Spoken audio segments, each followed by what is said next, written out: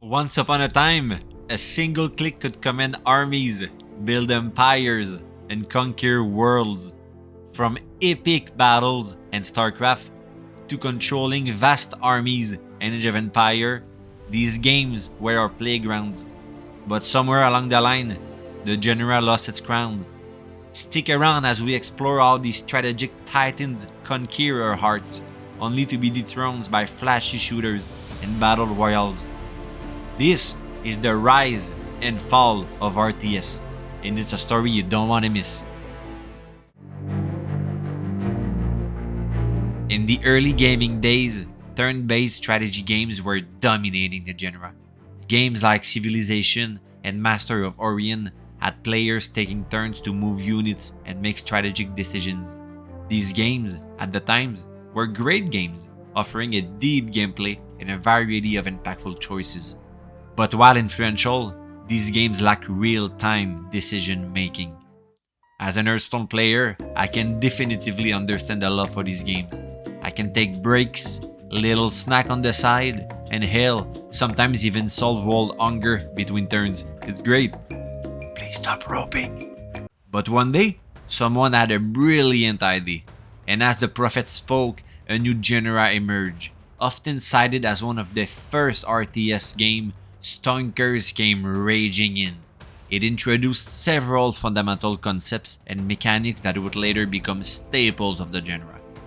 Unlike turn-based strategy games where players take turns to make their moves, Stonkers featured continuous, real-time action. The players had to make decisions and issue commands on the fly without waiting for an opponent's turn.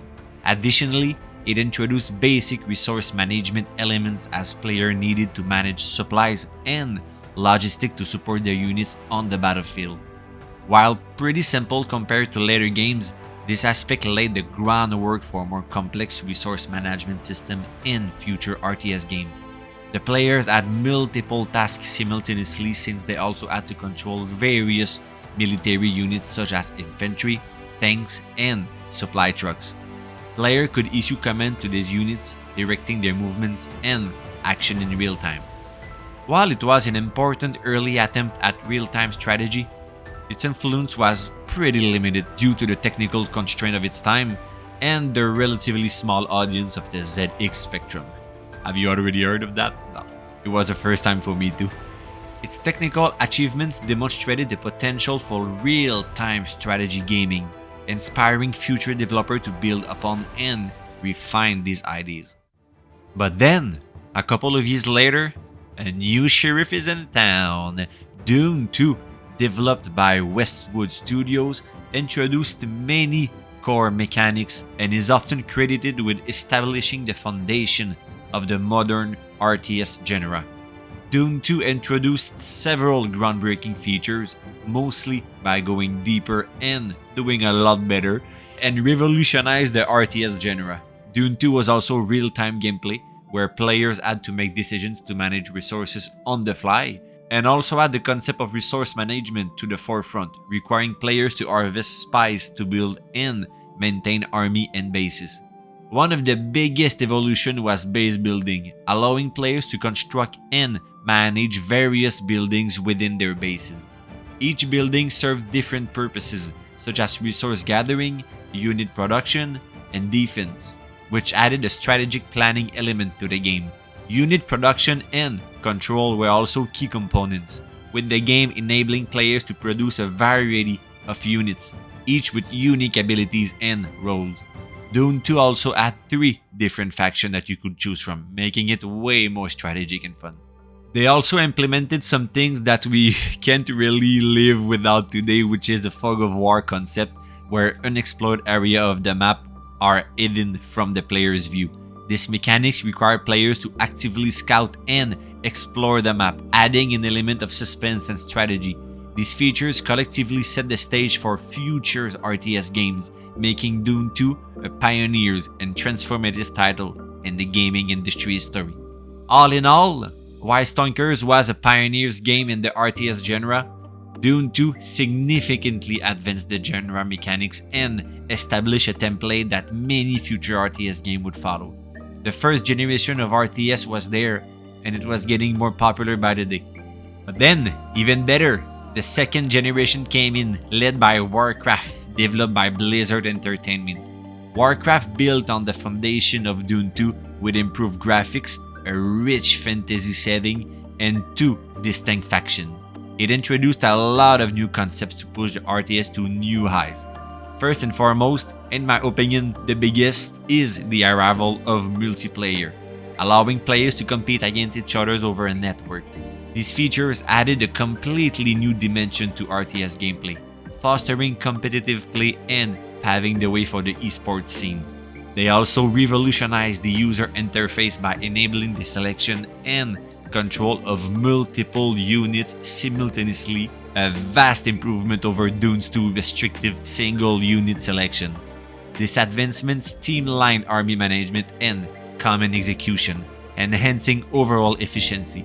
The game also boasted a deeply immersive and detailed storyline, enriched with extensive lore, which was vividly brought to life through in-game cutscene and mission briefings.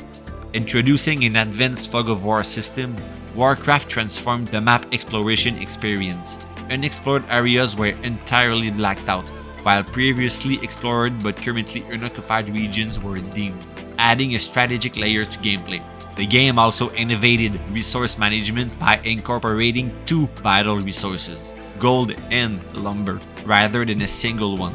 This shift required more sophisticated strategy planning for base building and resource allocation, heightening the game challenge and engagement. Moreover, Warcraft featured diverse terrain types and intricate map design, including forest, rivers, and bridge, which influenced movement and strategy. This complexity encouraged players to leverage the terrain for both offensive and defensive maneuvers. The game further diversified its appeal by offering varied mission objectives beyond simple base building and enemy destruction. These included rescue missions, ambushes, and defense scenario, ensuring that the gameplay remained dynamic and challenging, pushing players to continuously adapt their strategies. If you've played RTS in these years, you probably know where I'm going with this. Another landmark game that came from Westwood Studio is Command & Conquer, who redefined the RTS formula with a modern military settings, FMV cutscenes, and a more accessible interface. Global Defense Initiative selected. Are you picking this up? Good. I know you need more deep background, but we're up against it. Nod forces have fortified this beachhead at X-16Y42. Intelligence is still coming in, so we can't tell you a lot. But we found a chink in their armor. It helped popularizing the genre with its modern look. But then, the Holy Grail, often considered the pinnacle of RTS game, Starcraft, released in 1998 by Blizzard, came in swinging and expanded significance on the RTS genre by building upon the innovation of its predecessor like Warcraft and Dune 2. But the genre already had a lot of technical innovation in the past few years like we just saw. Is there much left to create? Well, let me tell you. They completely transformed multiplayer gaming with robust support for Blizzard Battle.net services, introducing features like matchmaking, ladder rankings, and online communities. This revolutionized online plays, fostering a thriving competitive scene and laying the foundation for real professional esports. The game also featured smarter unit AI and improved pathfinding, along with advanced control options such as unit grouping, hotkeys, and waypoints, making the management of large army and execution of complex strategy more intuitive and less frustrating. Can you imagine playing Starcraft 2 today without those type of options? I couldn't. Starcraft also included a powerful map editor that allowed players to create custom maps and scenarios, fostering a vibrant community of map creators and modders. This led to great custom game modes and significantly extended the game longevity. Even today, the Starcraft 2 custom game mode remains active and vibrant with new games and players. I played tons of Age of Empires 3 custom games in the past 2 and I'm still, to this day, playing Starcraft 2 custom maps like Desert Strike. It's just amazing. The game also features diverse terrain type 2 and map layouts that influence unit movements and strategy, including high ground advantage and choke points. This variety required players to adapt their tactics to specific terrains of each map, adding another strategic layers to gameplay. By expanding on these elements, Starcraft not only redefined the RTS formula, but also set new standards for depth, balance, and online play. Its innovation have had a lasting impact on the genre and gaming as a whole, influencing numerous subsequent titles and securing its legacy as a classic. The golden age of RTS was truly upon us. Following the success of Starcraft, Ensemble Studio released the legendary Age of Empire 2, which brought historical settings to the RTS genre. With its deep strategy gameplay, numerous civilizations, and engaging single-player campaign, Age of Empire 2 became a classic and significantly extended the genre appeal, remaining popular to this day. During this period, the genre continued to see numerous innovations. Warcraft 3 introduced hero units and RPG elements, adding a new layer of depth to the gameplay. Homeworld in 1999 brought 3D space battle into the mix, offering a fresh perspective of RTS combat. The Total War series blended RTS with turn-based strategy, providing grand historical campaigns alongside real-time battles. The RTS genre was booming on all fronts, with each new title pushing the boundaries of what these games could offer and captivated players around the world. Come back to today, the RTS genre lost a lot of feather, unfortunately. Just go on Twitch and check out the most popular games. It won't take really long to see that RTS is not what it used to be. While still beloved by many, the genre has seen a decline in mainstream popularity for a good number of years and for several reasons. By experience of friends not wanting to try them, you have to come to the conclusion that RTS games often have steep learning curves and require significant time investment to master. Managing resources, units, and complex strategy can be overwhelming for new players. This complexity can be a barrier to entry, making RTS games less accessible to casual gamers compared to other genre. I often think about Starcraft 2 and now I want to play it badly. Then, before I start, I check out the quick different builds, but then I need to note them because I don't remember them enough. Then I have to start a game and stress about missing the build, and of course, I miss something because it's been a while and I miss a timing or something like that and I lose. Personally, that's way too much stress. Instead, I can just start League of Legends game, choose my champion, and chill in ARAM or 5v5. No build to remember, no write-up, no practice, just plain gameplay, plain fun. Same as old school RuneScape, RimWorld, Mana Lords. All of these games you don't really have to study for them. But where am I going with this? The emergence and growth of other genre, particularly MOBA, like League of Legends and Dota 2, have drawn players away from RTS games.